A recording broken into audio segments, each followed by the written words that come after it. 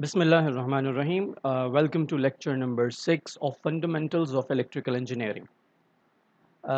Today we are going to talk about the passive elements, resistors, capacitors, and inductors.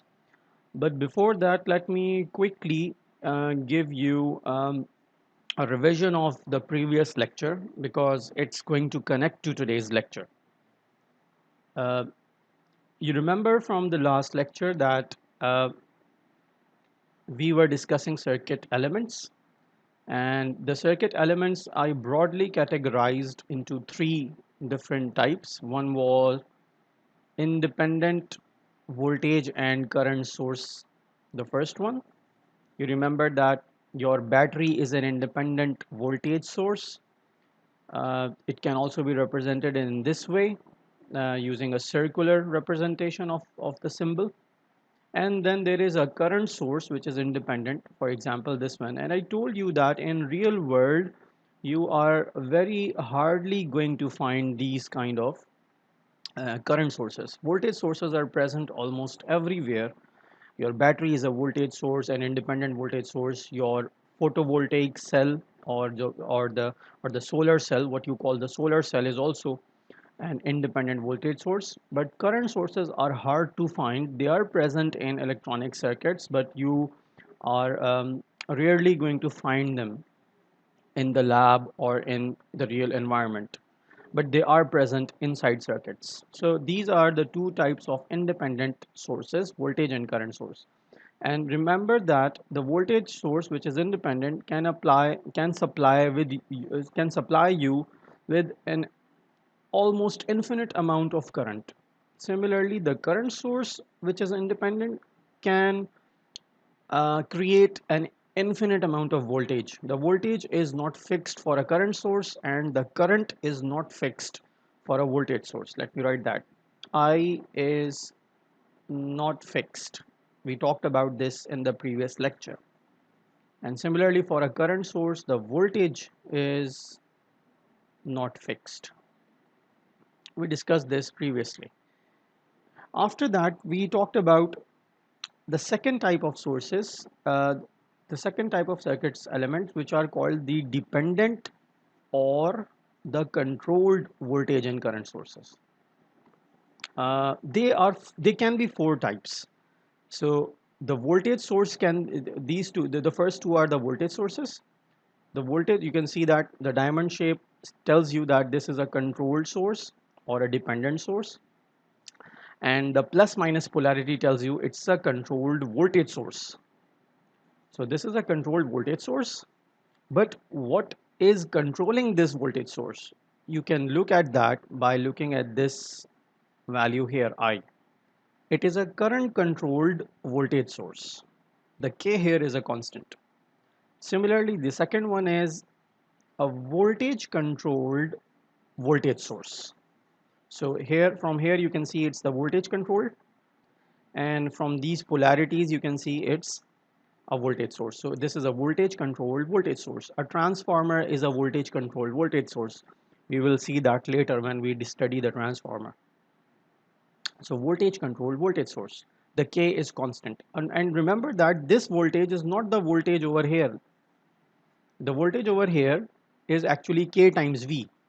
V itself is present somewhere else in the circuit. In the previous lecture, I draw some diagrams and told you that how this is possible, how a transistor can be looked as a voltage controlled voltage source. So these are voltage controlled voltage sources, and the next two are current sources. How can you tell that? Due to the arrow sign. So both are current sources, but since they are inside the diamond shape, they are controlled current sources. And what is their controlling parameter? In the first case, I, which means a current controlled current source, and in the second case, V, which means a voltage controlled current source. So these two are current sources. One is current controlled, the other is voltage controlled. Generally speaking, you are going to see that there is some K constant multiplied by some voltage or current written with these kind of sources. And they are actually present throughout the circuits. We saw some practical examples in the last lecture. The third kind of circuit elements are called passive elements. And the passive elements are basically three: the resistor, the capacitor, and the inductor. The resistor, if you draw its circuit diagram, its symbol, it looks like this. And if you say that this is the voltage across the resistor, and since this is a passive element, you remember that passive sign convention says that in passive elements, the current enters the passive elements are actually elements which consume power, and since they consume power, the current enters the positive terminal. So all of these elements are drawn in the same way, that the current is entering the positive element, because they cannot generate power and supply energy to other elements, they can only consume it. So if the voltage is this and the current is entering, then in that case the voltage current relationship is V equals IR. You know that this is Ohm's law. The second is again the capacitor. You can note that this is the voltage, let's say, and since this is a passive element, it is going to consume power. The current is going to enter the positive terminal, and when that is the case, the voltage and current are related according to this equation: I equals C, which is the capacitance, multiplied by rate of change of voltage. And this comes from, well, you might not have heard about it, but this equation comes from Maxwell's equations. It's not that important. We are not going to discuss Maxwell's equations in this course, but this is the source of this equation. And the third and final one is an inductor. Inductor is a kind of a coil. I'm going to talk about capacitors and inductors later in this course, but an inductor is a kind of a coil, and that coil is actually, let's say you apply some voltage across that coil, plus and minus, and since it's a passive element and we are going to consider the direction of current entering the positive terminal because it is a passive element. So if this is the voltage and this is the current flowing, then the relationship between voltage and current is described by V equals L, which is the inductance multiplied by rate of change of current. And this is a derivation of Faraday's law. So we were, in the last lecture, we discussed everything till this point.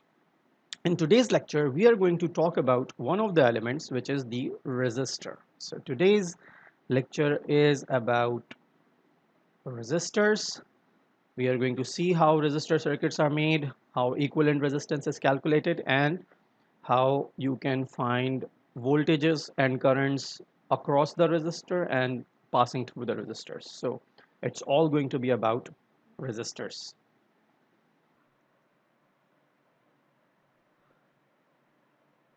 So before talking about resistors, we are going to talk about resistors in a moment, but before doing that, I would like to clarify a small concept about circuit topology. So this is a slightly different topic.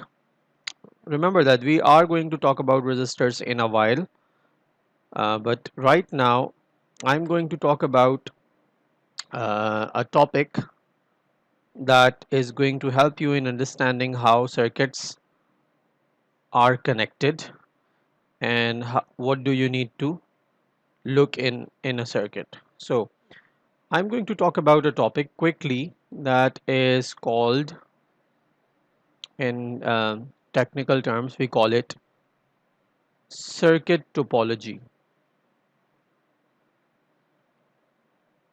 What is circuit topology? Circuit topology simply means the configuration in which a circuit is formed, or the configuration in which circuit elements are connected.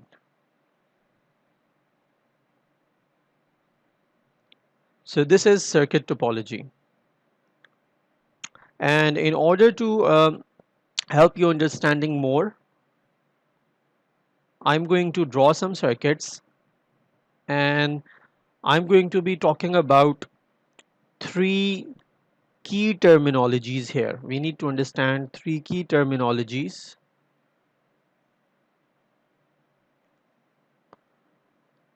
The three key terminologies are: number one, circuit element, or sometimes also called branch. The second key terminology is node, and the third key terminology is loop. So let me clarify again. We are going to talk about circuit topology, which simply means how a circuit is connected through the elements, how the circuit elements are connected together with each other. And in order to elaborate the circuit topology, we talk in terms of these three terminologies, which are circuit element, node, and loop. So let me draw a couple of circuits, and we are going to identify what's happening in those circuits. So let's say this is a simple 9-volt battery, and this is one resistor, and the circuit, this is a very simple circuit. So this is a 10 ohm resistor. If this is our circuit, and if I wish to know how many circuit elements are there and where are they present in the circuit, and if I wish to know what are the nodes in this, which are the nodes in the circuit present, and what are the loops present in the circuit and how many loops are there, let me do that with the help of three different colors. So first of all, number of branches, the branches here. Branches or circuit elements are simply the two terminal devices here. So there are two different branches. One is this one, the 9-volt source, and the other branch is this one, the 10 ohm resistor. That's it. There are only two branches. These wires on the top and bottom don't count as branches. The second thing is the nodes. How many nodes are there, and can we identify the nodes? And the answer is simple. The nodes are actually defined as a connection of one of two or more elements. The connecting point, connection of two or more branches or elements. So you can see that the 9-volt source is connected to the resistor, 10 ohm resistor over here at this point. This whole point can be considered as the joint. We know that the joint would be just one point, but since this whole thing is a conductor, we can say that this thing is one joint, and there is this second joint at the bottom where the other two terminals are connected.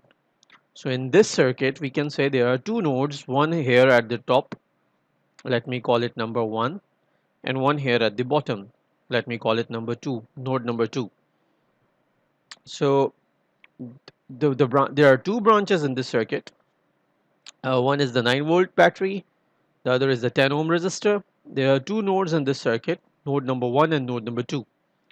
The third concept in circuit topology is loops. How many loops are there, and how can we identify them? So what is a loop? A loop is simply a continuous path through which current flows.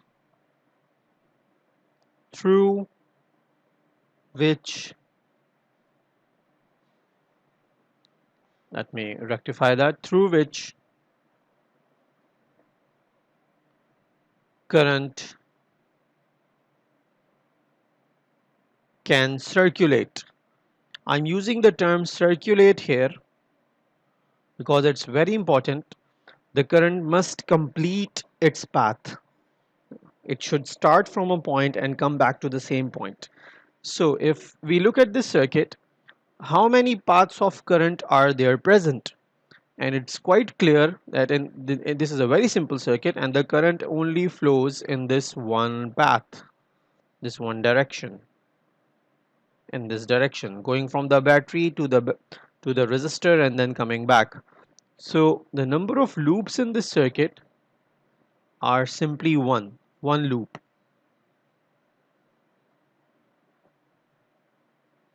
So for this given circuit, which is a very simple circuit, we have two branches, two nodes, and one loop. Let us take another example and understand this concept in a slightly different way. So let me take another circuit, let me draw it for you, and then we can discuss this again. So here is circuit number 2. There is one battery, let's say 9 volts. There is resistor 1, resistor 2. There is a third resistor and a fourth resistor. So let's say this is the circuit. This is 10 ohms, this is 5 ohm resistor, this is 20 ohm resistor, and this is 17 ohm resistor. Let's say this is your circuit. I'm again going to identify all the possibilities. I'm going to identify the branches first, then I would identify the nodes, and then finally the loops. So how many branches are there?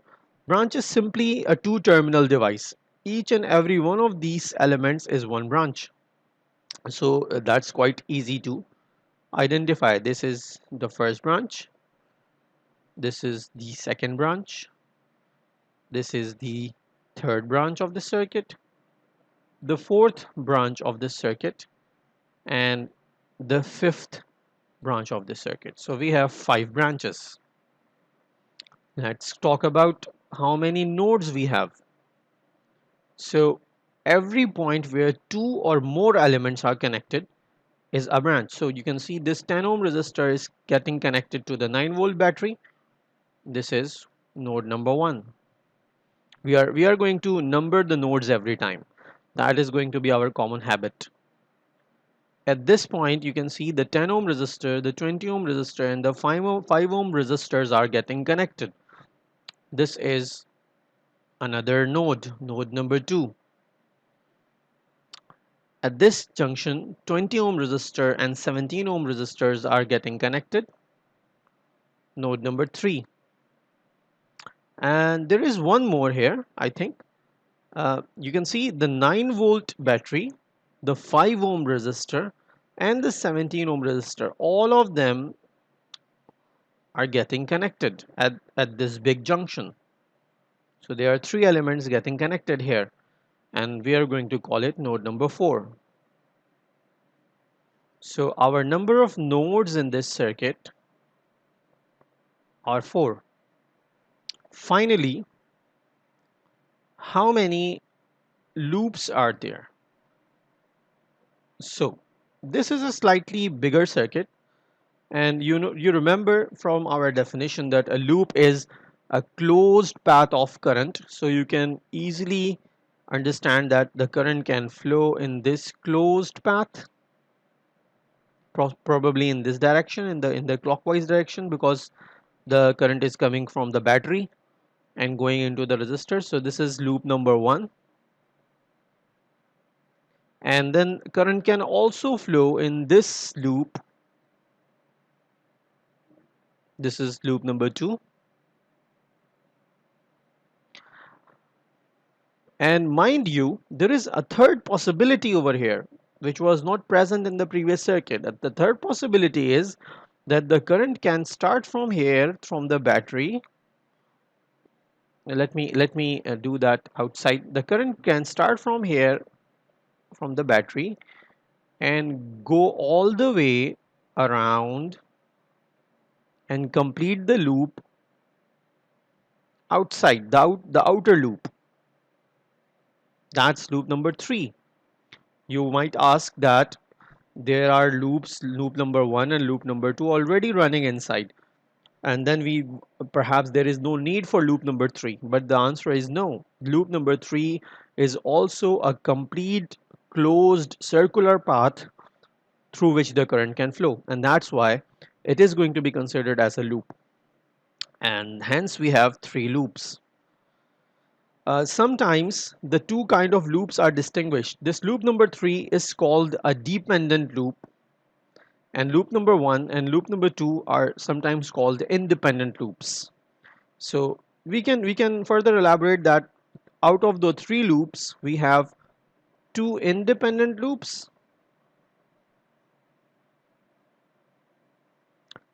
and we have one dependent loop. Dependent because the outer loop you can easily see depends upon the inner 2 loops. It's kind of the combination of the 2 inner loops. That's why we call it dependent loop.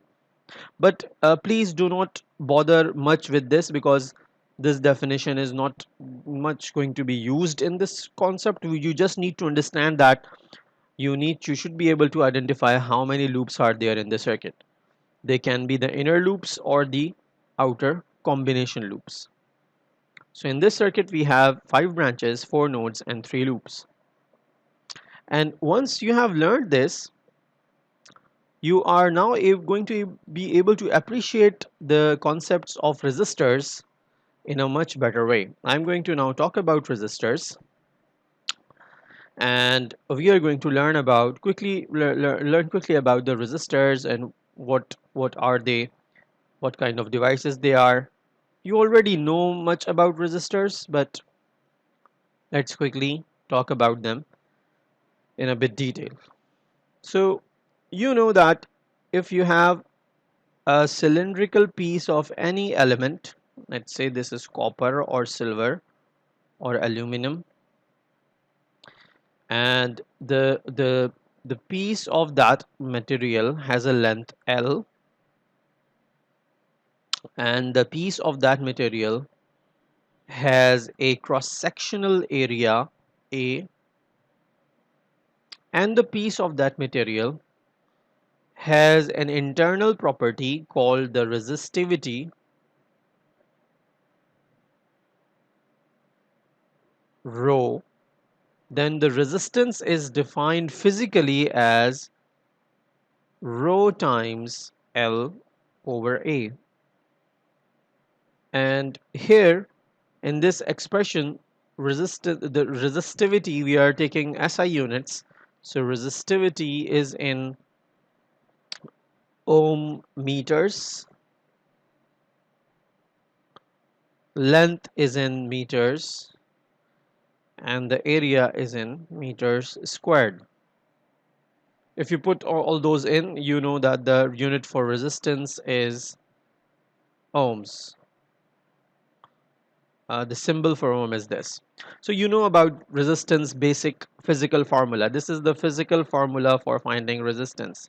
Now what is resistance? Simply, resistance is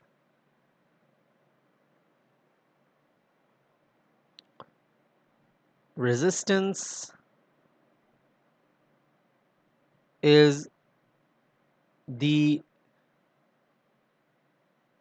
opposition felt by the current. So whatever electric current is flowing in a circuit, it is going to feel an opposition, and that opposition is called resistance. The physical formula for resistance has these 3 parameters: length, so the longer the wire, the more the resistance. The second parameter is the cross sectional area. So the longer the wire, the bigger the cross sectional area, the lesser the resistance, because more cross sectional area means more electrons can pass through. It's just like a highway with a wider number of lanes. So the more the lanes, the more cars can flow. Similarly, the wider the surface area, the bigger the surface area, the more electrons can flow. So resistance is reduced if area is increased. And finally, the third concept is rho. Now, rho is a property of the material. Remember that. Rho is different for every material. If you look at the periodic table, you would find out that the noble metals like gold and silver, they have the highest value of rho. Gold and silver are the best conductors of electricity. But since they are very expensive, we go to the next best alternative, and the next best alternative is copper. But then again, in modern times, copper's price has been increased so much that nowadays, unless it is very necessary that the resistivity is low, we use aluminum,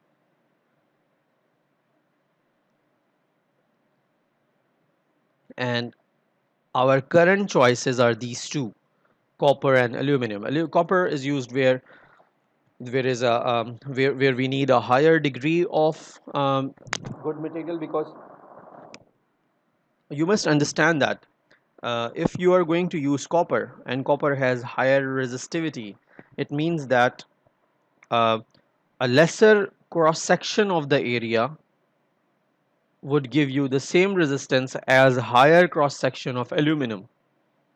So copper is used where your size is limited and you need a resistive element which has a smaller size, and aluminum can be used where uh, you can have a bigger size of your conductor. So copper and aluminum are used in modern times. Gold and silver, of course, cannot be used because of their prices. So this is the basic phenomena of resistance. Let us talk about slightly more about resistance in terms of voltage and current. So you know that resistance, the phenomena is explained by Ohm's law. You already know that. You have already learned about Ohm's law. So I'm just going to quickly revise the Ohm's law here. What is Ohm's law? Ohm's law states that if you have a resistor and if you connect it with some voltage source, well, this is not the symbol of the voltage source. Let me just rectify that. So this is a voltage source with some variable voltage V, and the resistance value is R, and through that voltage source some current I flows through the resistance. And if you do this experiment, for example, you apply a certain value of voltage, then you get a certain value of current. Let's say you apply 5 volts, you get 1 ampere. You apply 10 volts, you get 2 ampere. You apply 20 volts, you get 3 ampere. Let's say you have this graph, and if you plot the graph, voltage with respect to current, then the Ohm's law states that a resistor is a device which has a linear VI characteristic. So we have a linear VI relationship. And this linear VI relationship is expressed by the fact that the slope is constant for this line. And what would be the slope? You can easily see that it's going to be, the horizontal part would be delta V, and the vertical part would be delta I, and delta V over delta I is going to be a constant, which is resistance. Sometimes because you can see the horizontal part, the horizontal line is voltage, the horizontal intercept is voltage, and the vertical axis is the current. Sometimes some people also describe delta I over delta V because that is the actual slope. Rate of change of y-axis divided by rate of change of x-axis, and that is the inverse of resistance, and that is called G, or conductance. So mostly we are talking about resistance, but sometimes resistance is also represented as an inverse of conductance. You know the unit for resistance? Resistance is in ohms, represented by this symbol, the Greek letter. The conductance is also sometimes is given a unit, and its unit is called Siemens and is represented by capital S. So don't worry, understanding both of them is not necessary. We can only work with resistance because they are simply the reciprocal of each other. So whenever you have a conductance value, you can find the equivalent resistance value through this relationship, R equals 1 over G, and the units would change. So the basic idea, I'm just talking about Siemens because sometimes your textbook is going to refer to Siemens, but forget about Siemens, that's not much important. The more important thing is that the voltage and current relationship, the delta V over delta I, is going to be constant, which means the slope is constant, and this is how the graph of a resistor is always going to look like. Note that the higher the resistance in this graph, let's say if in this case the resistance is, you can divide it delta V over delta I. So delta V over delta I is going to be 5 over 1, which is 5 ohms, and that is the line for the 5 ohms. What would happen if the resistance would increase? How would it look like on this graph? So a higher resistance on this graph would mean that delta V is higher than delta I, which means the horizontal intercept is higher, which simply means that it's going to have a smaller slope on this graph. And let's say we call it R1. And similarly, if you have a more steep line for the resistance, which means it's going to mean that delta V is lesser than delta I and R2 is lesser. So R2 is lesser than R1. What I'm trying to say is that on the VI graph, the steeper the slope, the lesser the resistance. The smaller the slope, the greater the resistance. So this is how you are going to look resistance on the VI graph. Apart from this, you also need to understand that resistance can be easily used to create circuits in series and in parallel. You have already learned about that. So I'm going to quickly talk about some series and parallel circuits, some simple series and parallel circuits. I'm not going to do the derivations of those circuits over here, but you are requested to look in the handout and see the derivations. The derivations are not important, the results are important. So we are going to quickly talk about resistances in series and resistances in parallel. So the first is, let's start with resistance connected in series.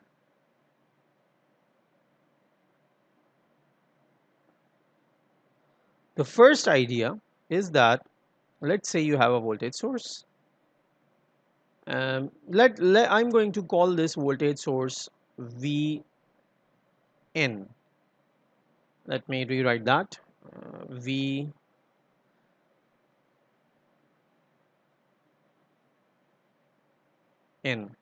This is the voltage value. It can be 9 volt, it can be 10 volt, whatever volts.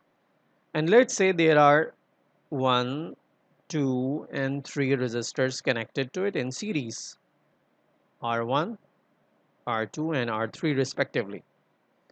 And let's assume that there is some current I that is going to flow in this circuit. You can see that there is just one path, hence only one current is going to flow. The first idea is that this combination of series resistors can be taken and it can be simplified into just simply one resistor.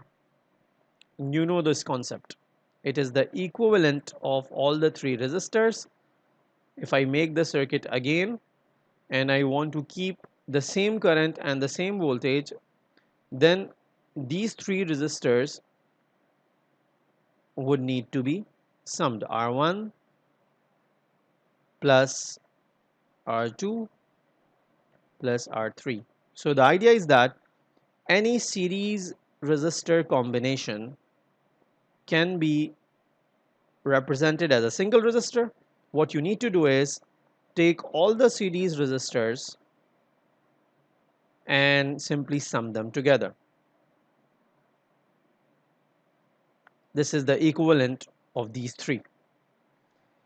This is how we talk about resistances connected in series, how they are equivalent and what is their equivalent resistance. On the other hand, let's talk about resistances connected in parallel. So when we say that there are some, let's say there are, we are going to talk about resistances connected in parallel, and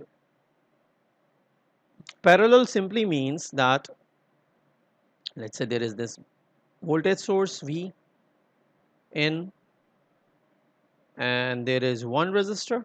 Parallel means that the resistances uh, terminals are connected with one another. So the head of the resistors are connected together, the tail of the of all the resistors are connected together. So let me connect three resistors in parallel. Let us call them R1, R2 and R3.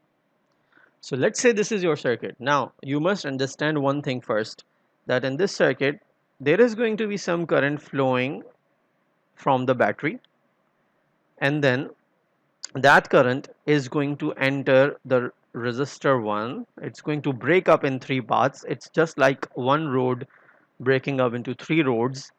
So the current is going to break up into current I1, and then it's also going to break up into current I2, and it's also going to break up into current I3, and the sum of I1 plus I2 plus I3 is going to be equal to I. You must understand, in the parallel circuit, the current, there is not one current. There are going to be as many currents as there are parallel paths, and they are going to be different, and their sum is going to be equal to the total current. So what's going to happen if what do we need to do if you want to create the same circuit with the same V in value and the same I value? What kind of a resistor do we need to connect? What is the R equivalent? The answer is simple. If you have multiple parallel connected resistors like this, let's say R1, R2 and R3, and you want to find their equivalent, a single resistor that is going to give you the same kind of current and voltage characteristics as the combination over here, then the formula is simply 1 over R equivalent is equal to 1 over R1 plus 1 over R2 plus 1 over R3. Remember that on the left hand side we have 1 over R equivalent. Some students mistakenly take this as R equivalent. This is not R equivalent, this is the reciprocal of R equivalent.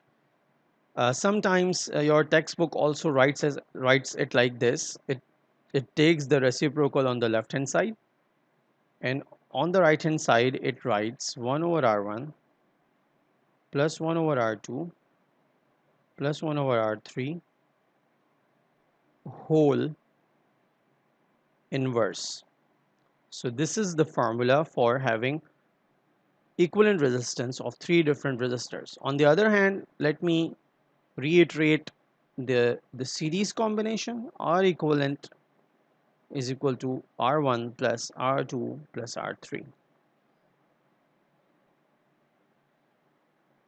So these are the two important formula or relationship with regards to series and parallel connected resistors. Now there is one more concept over here, and that concept is given as a kind of a derivation in your textbook. I'm not going to talk about that derivation, but I'm going to talk about its result, and you need to remember that it's a very simple result. Let's say you want to measure, because you can see on the left hand side in the series connected resistors, let's say you can see that there is some input voltage, there is just one current flowing into it, and there are going to be three different voltages across the three resistors, V1, V2 and V3 respectively. That's the difference between the series and parallel circuit. In the series circuit, we have voltage split into three different voltages. Their sum is going to be equal to Vn, but the independent voltages are going to be different. On the right hand side in the parallel circuit, we have one single current going into the circuit and it's splitting into three different currents. The current is different, the voltage is same over here, because you can see that all the resistors are connected to this point from the top and this point on the bottom. So all the voltage is same across each and every resistor. On the left hand side, the current is same throughout the circuit, but the voltage is different. The first resistor has voltage V1, the second has some voltage V2, and the third has some voltage V3 across it. So let me say that for a series connected circuit, note that I'm talking about series connected circuits. So for a series connected circuit, if I want to find voltage V1, how can I find it? It's very simple. The derivation is present in your textbook. You can see that the V1 voltage is going to be equal to the input voltage multiplied by brackets, the division line. In the numerator, you are going to write the name of the same resistor that for which you are going to find the voltage. So if you are going to find the voltage across V1, you are going to write the resistor R1. And in the bottom, you are going to just write the sum of all the resistances. Let me rewrite it again for V2. If you want to find the voltage V2 in series connected circuits, then it's going to be equal to Vn times, in the numerator, R2, because you want to find V2, divided by R1 plus R2 plus R3. Similarly, if you want to find V3 in this circuit, you can directly find it by using this formula, Vn multiplied by this thing, and in the numerator you are going to write R3 divided by R1 plus R2 plus R3.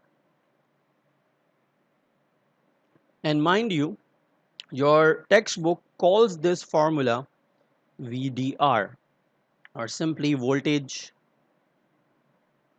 division rule. What's going to happen in this on the parallel circuit? Let's talk about that, because on the parallel circuit you can see the main current is going to be distributed into three different currents, I1, I2 and I3. Remember that the voltage is going to be same across all the resistors, so we don't need to find the voltage. However, we do need to find the current. And what is going to be the relationship for the current over here? Let me express that. If you want to find the current passing through the resistor 1, then its relationship is going to be equal to the total current I. You can see the relationship. They are quite similar because in the voltage division rule you have voltage on the left hand side and then voltage on the right hand side.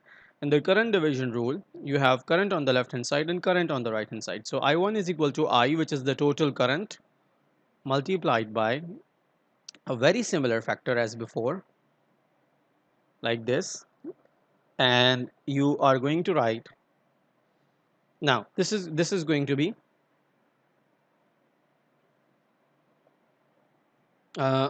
this is going to be slightly tricky because it's not going to be as same as the previous voltage division rule. It is going to be in the form that you are going to write it in this way: 1 over R2 plus 1 over R3, and in the denominator you are going to write 1 over R1 plus 1 over R2 plus 1 over R3. Similarly, I can write the expression for I2 and I3. I think we are going to stick today with voltage division rule. In the next lecture, I am going to continue from here. This relationship is called the current division rule. We are going to continue in the next lecture from current division rule. Until then, uh, Allah Hafiz. Thank you very much for giving me feedback in the live sessions. Thank you very much. Inshallah, for in the next time we are going to talk about current division rule. Allah Hafiz.